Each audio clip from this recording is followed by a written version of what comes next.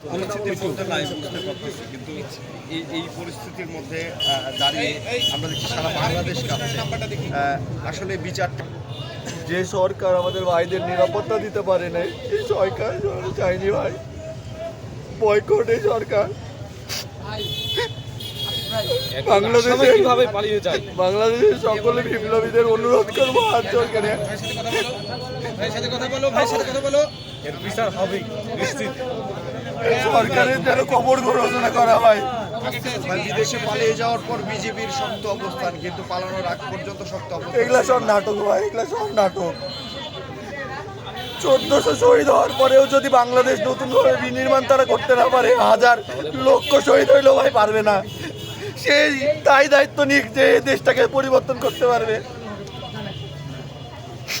বাংলাদেশের বিপ্লবীদেরকে আমি অনুরোধ করব, আপনারা রাজপথে নেমে আসুন এবং সকল ফ্যাসিবাদের কবর রচনা করুন।